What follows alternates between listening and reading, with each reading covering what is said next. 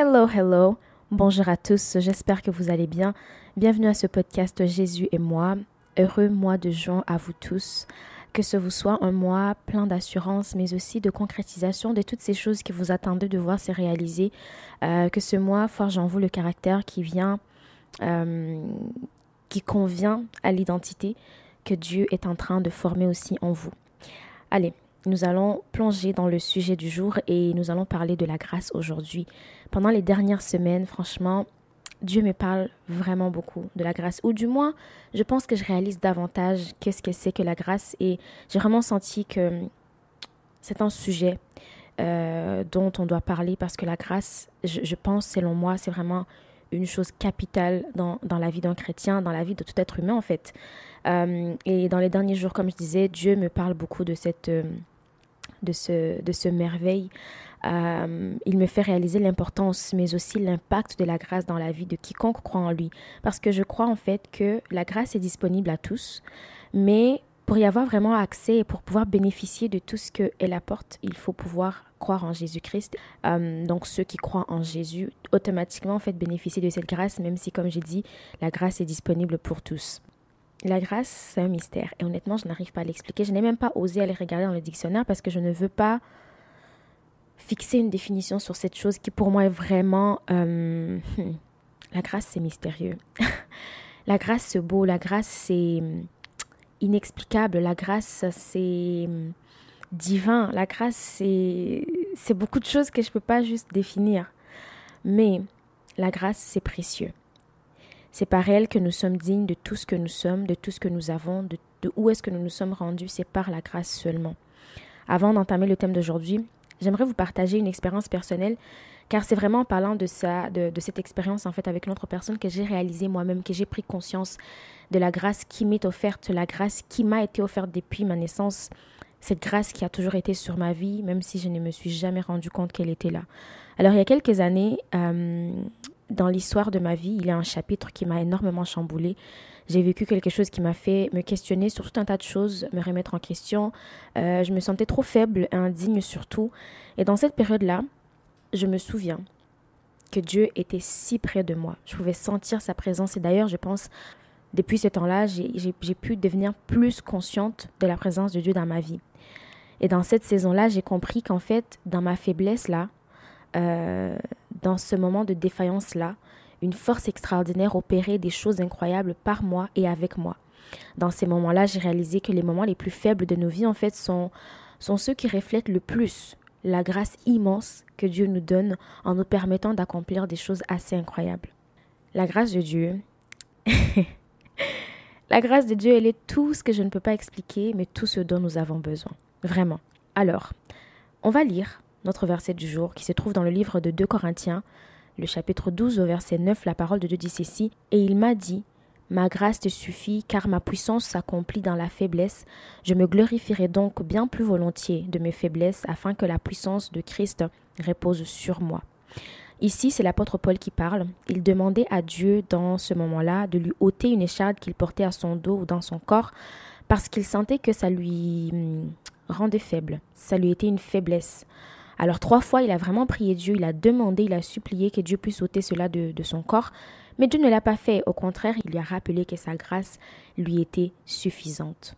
L'histoire de l'apôtre Paul nous rappelle un peu l'histoire de l'humain. Nous pouvons avoir des faiblesses, mais avec la grâce de Dieu, ces faiblesses deviennent de force. Et donc quand Dieu dit « ma grâce te suffit », c'est pour dire, peu importe ce que tu vis maintenant, sois rassuré que toute chose concourt au bien de ceux qui aiment Dieu. Et du coup, c'est pour le bien de ton histoire. Je sais pas si ça fait du sens.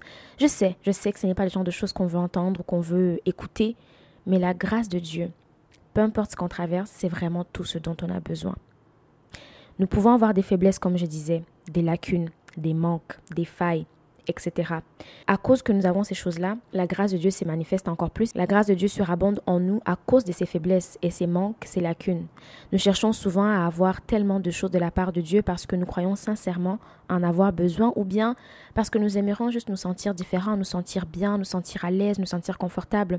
On lui demande alors, Seigneur, rends-moi plus belle, Seigneur, rends-moi plus beau. Jésus, je t'en supplie, enlève-moi ces boutons, enlève-moi ce défaut, je ne sais pas. Dieu, que je sois plus mince, que je sois plus grosse. Seigneur, que j'ai plus d'argent. que je sois plus positionnée, que j'ai du succès. Pourtant, la grâce de Dieu est vraiment tout ce dont on a besoin. C'est tout ce qu'il nous faut. Je ne suis pas en train de dire que toutes ces choses-là ne sont pas à rechercher, mais ce que je suis en train de dire, c'est que la grâce est encore mieux. Malgré tout ce qu'on manque et tout ce qu'on voudrait être, nous devons comprendre que c'est la grâce de Dieu qui est notre marque de vie. C'est la grâce de Dieu qui est notre parfum. C'est la grâce de Dieu qui est notre identité. C'est la grâce de Dieu qui parle pour nous. C'est la grâce de Dieu qui nous positionne à des endroits où on ne mérite même pas d'être. C'est la grâce de Dieu qui fait que certaines personnes nous apprécient, que certaines personnes veuillent nous faire du bien. C'est la grâce de Dieu qui fait que on se retrouve dans un poste où on ne devrait même pas être parce qu'on n'a pas les compétences, on n'a pas les connaissances. C'est la grâce de Dieu en fait qui dépasse la logique pour nous donner des choses auxquelles on ne pourrait pas avoir accès autrement. Ne soyons pas derrière la renommée, les richesses, le succès, la distinction, le luxe, la visibilité ou je ne sais quoi encore. Soyons plutôt à la recherche constante de la grâce de Dieu.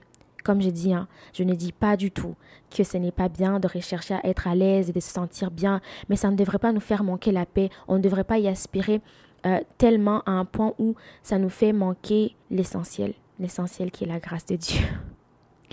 J'espère que mon message passe. En fait, tout ce que je voulais dire, c'est que avec le temps, j'ai fini par comprendre que le plus important, c'est que nous devrions rechercher tout le temps de la part de Dieu.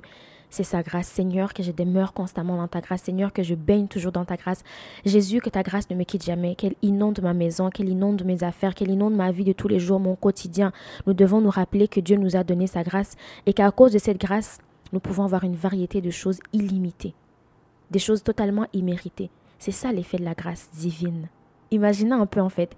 Imaginez que le monde dise que vous êtes coupable d'un crime horrible et qu'il a en plus raison, vous êtes vraiment coupable. Puis là, la grâce de Dieu. La grâce de Dieu vient et il dit que vous êtes acquitté sans même avoir plaidé, sans même que vous ayez eu à vous justifier, présenter des preuves. La grâce de Dieu est juste fascinante. Elle vient et elle dit que vous êtes acquitté, que vous êtes non coupable. La grâce de Dieu vient en plus, elle vous honore, elle vous revêt de vêtements royaux. Mais franchement, on n'a qu'à rechercher la grâce de Dieu. C'est tout ce dont on a besoin. Selon le livre de Romains, au chapitre 11, le verset 6, la parole de Dieu nous dit que ce n'est pas à cause de nos œuvres que nous réussissons, même que nous prospérons. C'est par la grâce, la parole de Dieu, que nous avons tout. Arrêtez donc de vous troubler pour rien. Arrêtez de rechercher par vos propres efforts ce que vous pouvez obtenir seulement en acceptant la grâce de Dieu. La grâce que Dieu vous donne. Sa grâce nous suffit. La grâce de Dieu est suffisante vraiment. Elle devrait être suffisante en tout cas, car elle nous garantit énormément de choses. C'est par la grâce de Dieu que nous sommes sauvés. Éphésiens 2, 8. Par la grâce de Dieu, nous avons la vie physique actuelle et la vie spirituelle éternelle. Sa grâce nous rend forts et nous fait tenir. Par sa grâce, nous sommes justifiés, nous sommes dignes. Par sa grâce, quand bien même nous pouvons être faibles dans la chair, il nous rend forts en lui. Comme pour Marie dans Luc chapitre 1, le verset 28 à 30, « Je prie que ce mois-ci, un ange de Dieu vous visite, qu'un ange de Dieu nous visite, et que sa visite soit marquée par le déversement de la grâce de Dieu sur nos vies et sur nos familles. » Finalement, ce mois-ci, je nous invite à nous réjouir de cette grâce qui nous a été faite, cette grâce qui nous est faite aujourd'hui, et que nous puissions demeurer toujours sous cette grâce. Comme le psalmiste David l'a dit dans Psaume 23, le verset 6, « Que le bonheur et la grâce de Dieu nous accompagnent, vous accompagnent tous les jours de ce mois-ci, tous les jours de cette année, tous les jours de votre vie, tous les jours de votre vie. » Que Dieu vous bénisse. Et on se retrouve très bientôt. Attachez-vous à sa grâce. Bénéficiez de cette grâce. Demandez-lui encore plus de cette grâce. Et votre vie ne sera plus la même. On se retrouve très prochainement. À très bientôt. Prenez soin de vous. Shalom.